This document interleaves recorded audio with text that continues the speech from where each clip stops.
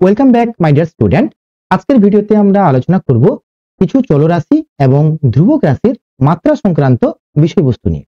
আজকে হচ্ছে lecture number 5। আজকে লেকচারটা খুব ছোটর উপর থাকবে।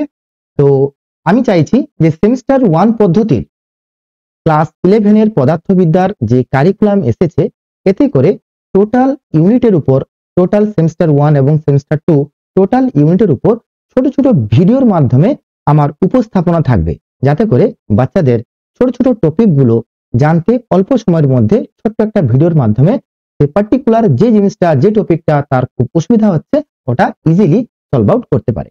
তো তোমরা যারা নতুন চ্যানেলটিকে ভিজিট করছো, চ্যানেলটিকে সাবস্ক্রাইব করবে এবং আমাকে সাপোর্ট করবে আরো বেশি করে তোমাদের জন্য ভিডিও বানানোর জন্য।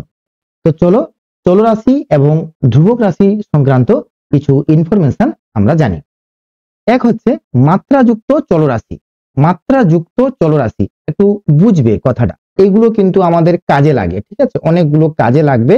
মাত্রা বিশ্লেষণের যে অ্যানালাইসিস আছে না, ওখানে খুব কাজের দেয়। তো দেখো, মাত্রাযুক্ত চলরাশি কাকে বলবো? যে সমস্ত চলরাশির মাত্রা আছে তাকে আমরা বলবো মাত্রাযুক্ত চলরাশি। এক্সাম্পল নিয়ে আমি তোমাদেরকে ব্যাপারটা বুঝিয়ে দিচ্ছি। দৈর্ঘ্য, ভর, ক্ষেত্রফল। আচ্ছা, দৈর্ঘ্য, ভর, ক্ষেত্রফল সবই তো বুঝলাম, আর এগুলো হচ্ছে মাত্রাযুক্ত চলরাশি। মাত্রা আছে এবং চল, চল বলতে পরিবর্তনশীল। দেখো, দৈর্ঘ্য, দৈর্ঘ্য কি একটা মান হয়? নিশ্চয়ই না, অনেকগুলো মান হতে পারে। তো একে আমরা বলবো চলরাশি। ভর, ভর কি পৃথিবীতে একটাই মান? There are so many value of the masses, মানে ভরের অনেকগুলো মান হতে পারে, তাই ভর হবে একটা চলরাশি। ক্ষেত্রফল, অনেক ক্ষেত্রফলের মান হতে পারে। তোমার ঘরের যে মেঝের ক্ষেত্রফল, আমার ঘরের যে মেঝের ক্ষেত্রফল, এটা কি সমান হবে?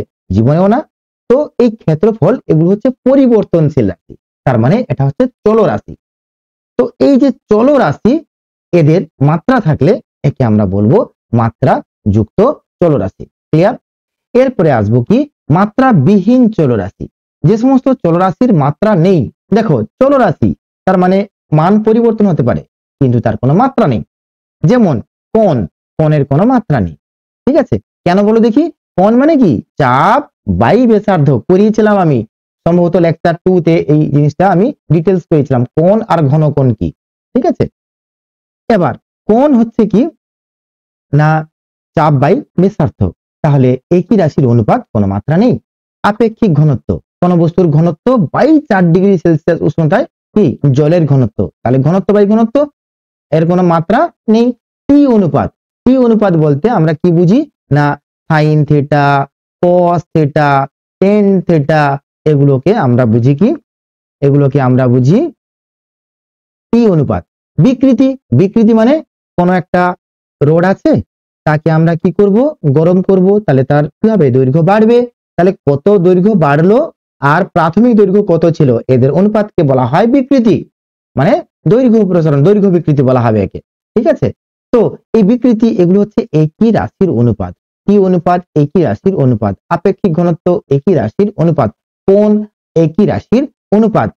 তাই এগুলোকে বলা হয় মাত্রাবিহীন চলরাশি। এই সবকটা হচ্ছে চলরাশি, যেহেতু এদের মান বিভিন্ন রকম হতে পারে, কোণ বিভিন্ন রকম হতে পারে, আপেক্ষিক ঘনত্ব বিভিন্ন রকম মান হতে পারে, টি অনুপাত বিভিন্ন রকম হতে পারে, কিন্তু এদের কোনো মাত্রা নেই, তাই এদেরকে বলা হয় মাত্রাবিহীন চলরাশি। জানবো মাত্রা যুক্ত ধ্রুবক কাকে বলে। দেখো, ধ্রুবক রাশি মানে এর মান পরিবর্তন হয় না, তার মানে চলরাশি নয়, ধ্রুবক রাশি, কিন্তু মাত্রা আছে। কি আশ্চর্য, কত রকম, কত ইন্টারেস্টিং জিনিস। ঠিক আছে না? এই জিনিসগুলো কিন্তু জানতে হবে, আর এই সমস্ত জিনিস আমাদের এই চ্যানেলের মাধ্যমে তোমরা সবকিছু জানবে, বুঝবে এবং তোমাদের খুব ভালো লাগবে, খুব ইন্টারেস্টিং লাগবে। দেখো, মাত্রা যুক্ত ধ্রুবক, মাত্রা আছে অথচ ধ্রুবক রাশি কিছু আছে কি? হ্যাঁ আছে, জানো এগুলো। মহাকর্ষ ধ্রুবক। দেখো, মহাকর্ষ ধ্রুবক জি, এর একটা নির্দিষ্ট মান আছে, হ্যাঁ কি না? নির্দিষ্ট মান আছে, কিন্তু এর আবার এককও আছে, এর আবার মাত্রাও আছে। লেকচার 4 আমি কিন্তু করিয়েছিলাম এদের মাত্রা কি হয়। তাহলে এর মাত্রা যখন আছে, এর মান পরিবর্তন হয় না। ইউনিভার্সাল গ্র্যাভিটেশনাল কনস্ট্যান্ট, ইউনিভার্সের যে কোনো জায়গায় জি এর মান কিন্তু ধ্রুবক। একই রকম ভাবে প্লাঙ্কের ধ্রুবক, এও একটা ধ্রুবক রাশি। এর একটাই নির্দিষ্ট মান আছে, ঠিক আছে। সর্বজনীন গ্যাস ধ্রুবক আদর্শ গ্যাসের ক্ষেত্রে Pv = nRT, তার ওই যে আরটা, এটা হচ্ছে সর্বজনীন গ্যাস ধ্রুবক, এটাও একটা ধ্রুবক রাশি। এর মান কিন্তু অপরিবর্তনীয়, মানে পরিবর্তন হয় না, কিন্তু এগুলোর মাত্রা আছে, তাই এদেরকে আমরা বলবো মাত্রাযুক্ত ধ্রুবক রাশি। আই হোপ জিনিসটা বুঝতে পেরেছো তোমরা। এরপর আসবো মাত্রাবিহীন ধ্রুবক। মাত্রাবিহীন ধ্রুবক কাকে বলবো? দেখো, ধ্রুবক রাশি যার মাত্রাও নেই, মানে এক হচ্ছে ধ্রুবক রাশি, দুই মাত্রাও নেই। তো হতে পারে কি? হ্যাঁ হতে পারে, সংখ্যা, যে কোনো সংখ্যা, 2 3 4 5 100 200 1000 2000, তো এটা তো ধ্রুবক রাশি। আর এর কোনো মাত্রাও নেই, এর কোনো একক নেই, সংখ্যার কোনো মাত্রা থাকে না, একক থাকে না। দেখো এই রাশিটার কোনো মাত্রা নেই, কোনো একক নেই। দেখো পাই, এই রাশিটার কোনো একক নেই, কোনো মাত্রা নেই। তো এগুলো হচ্ছে মাত্রাবিহীন ধ্রুবক রাশি। তো আই হোপ জিনিসগুলো ক্লিয়ার হয়েছে, আর এই জিনিসগুলো পরবর্তীকালে তোমাদেরকে খুব কাজের দিবে যখন তোমরা মাত্রা বিশ্লেষণের প্রয়োগ করবে। ক্লিয়ার হয়েছে? তো চলো এরপরে আমরা নেক্সট ক্লাসে কি পড়বো না, নেক্সট ক্লাসে আমরা পড়বো মাত্রা বিশ্লেষণের প্রয়োগ। কি পড়বো? মাত্রা বিশ্লেষণের প্রয়োগ। তিনটা প্রয়োগ আছে। নাম্বার 1 হচ্ছে এক পদ্ধতি থেকে অন্য পদ্ধতিতে রূপান্তর, সমীকরণের নির্ভুলতা পরীক্ষা, আর নাম্বার 3 হচ্ছে বিভিন্ন ভৌত রাশির মধ্যে পারস্পরিক সম্পর্ক। তো আজ এই পর্যন্ত। তোমরা প্লেলিস্ট থেকে সমস্ত ভিডিও ছোট ছোট ভিডিও আকারে আমি কিন্তু রিপ্রেজেন্ট করেছি, প্রত্যেকটা ভিডিও তোমরা ছোট ছোট আকারে পেয়ে যাবে। তোমাদের যেটা দরকার সেটা পুরো ভিডিওটা তোমরা দেখে কনসেপ্ট ক্লিয়ার করতে পারো। ওকে, তো ভালো থেকো, সুস্থ থেকো, টেক কেয়ার, বাই বাই।